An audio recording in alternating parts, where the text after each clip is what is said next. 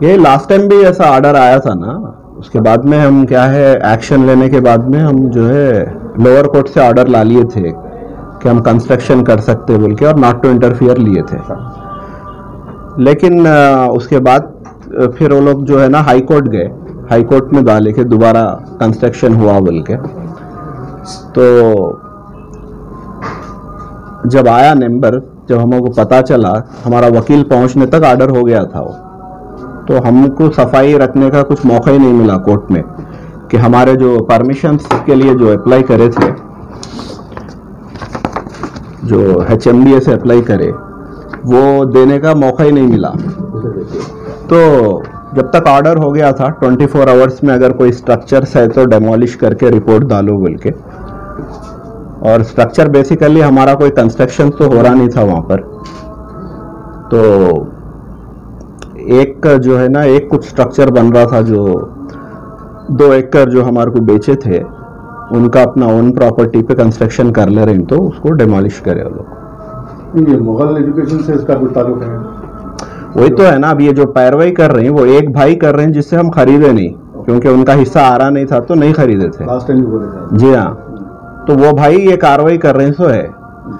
अब यह प्रॉब्लम क्या है, वो भाई उनकी नीयत ये है कि हम जो है ना, जो भी पैसा है उनके जायदाद का, वो उनके वालदा और बहनों को उनका हिस्सा नहीं देना, वो सारा हम भाइयों में बांट लेना बोल के उनका स्टार्टिंग से एक एजेंडा है।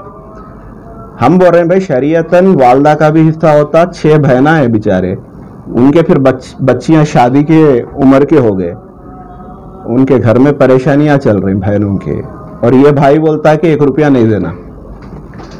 तो अब हम तो अब हक के साथ ठहरेंगे, चाहे ये अगर हमको मुसीबतें झेलना भी पड़े तो हम झेलेंगे, लेकिन बहनों के और वालदा के हक के लिए हम तो लड़ेंगे।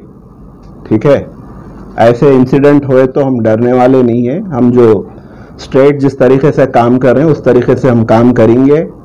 आप जाओ, आप हाई कोर्ट को गए, हम भी जाएंगे हाई कोर्ट से, जैसा लोअर कोर्ट से ऑर्डर लाए थे हम भी ऑर्डर लाएंगे इंशाल्लाह, फेवर में ऑर्डर लाके हम फिर दोबारा काम होएगा वहां पर। मैडम आए थे, जब तक परमिशन हम अप्लाई करें, जब तक के अप्रूवल नहीं आता वो तो इलीगल। पुराने शहर में लीगल वेंचर कौन सा है बताओ आप मेरे को, पुराने शहर में अप्रूव्ड लेआउट कौन सा है? सारे इलीगल लेआउट्स ही है। हम तो अप्लाई करे सो है लीगल करने के लिए, आज ने तो कल आएगा ना पर। हाँ, ये कौन करा रहे थे? वो एक भाई जो है ना, जिसका उनका नाम है वाजिद। उनका है, उनका इरादा ये है कि बहनों को, उनके सगे बहनों को, वालदा को जो है ना हिस्सा नहीं देना।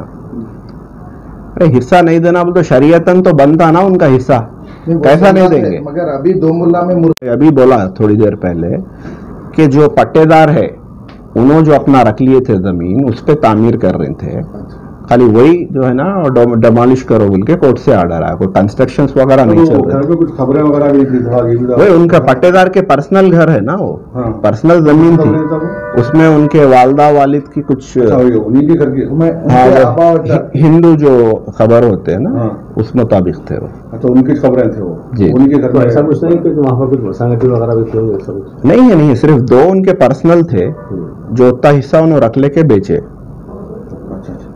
सब ये और एक चीज है, सोशल मीडिया पे आपके बारे में अगर आपने कुछ वीडियो वगैरह डाल रहे हैं, अब वो बेचारे गलत फहमी का शिकार है मेरे ख्याल से उन लोग, या फिर बीमार है क्या है नहीं मालूम। क्योंकि जो अमेरिकन टाउनशिप का जो जिक्र करे, अमेरिकन टाउनशिप ऐसा सक्सेसफुल वेंचर है हमारा, जो अगर प्लॉट अगर कोई बेचना चाहा, सुबह में अगर सोच लिए कि बेचना है तो शाम तक बिक जाता। 5,000 रुपये गज से बेचे थे, आज 25,000 रुपये गज है वहां पर। ठीक है, और एक वेंचर का नाम लिए क्रिस्टल टाउन। ठीक है, 15,000 से हम बेचे थे, आज 50,000 रुपये का रेट है। वहां पे भी अगर प्लॉट कोई बेचना चाहे, सुबह में अगर सोच लिए तो शाम तक बिक जाता।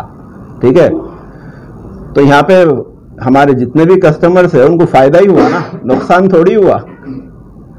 तो वो बेचारे जरा गलत फहमी में है, उनको आना, एक बार आए तो मैं अपने वेंचरों पे ले आता हूँ, उनको फिर आता हूँ, जरा एक बार मेरे बारे में मालूम हुआ तो जब उन्होंने जो है ना पता चलेगा ना। जो मुगल कॉलोनी के बाद जो वेंचर है आप ही का है वो नहीं?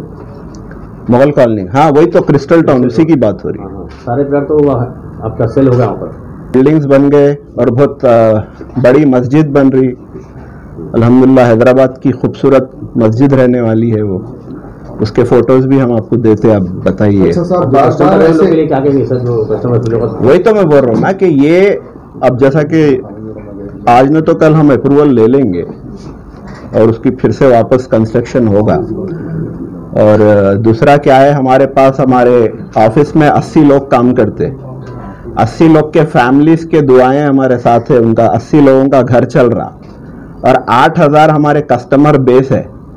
8000 कस्टमर्स का हमारे, उनके कस्टमर्स के दुआएं साथ है हमारे। ये जो 4-4 दिन को उठ के आके ये बयान वो बयान जो घरों में जिसको काम है ना, धंधा है, जो दे रहे हैं ना स्टेटमेंट, उनसे जो है ना हमारे को कोई असर होने वाला नहीं है इंशाल्लाह। सबके दुआएं हैं हमारे साथ। और दूसरी बात जो है, ये बहनों का और वालदा का जो हक के लिए हम लड़ रहे हैं ना, वो हम चाहे कुछ भी हो जाओ, सामने कितने भी मुसीबत आओ, हम उसको फेस करेंगे इंशाल्लाह। एक भाई, हाँ, एक भाई जो है ना, उन्होंने ये डील में नहीं है, इसलिए उन्होंने कोर्ट वगैरह जा रहे। शुक्रिया। पूरा दे दो बोल रहा हूँ, बहनों ने तो उनका कंडीशन वही है ना कि बहनों को और वालदा को नहीं देना, जो भी जायदाद है सिर्फ भाइयों में बंटना।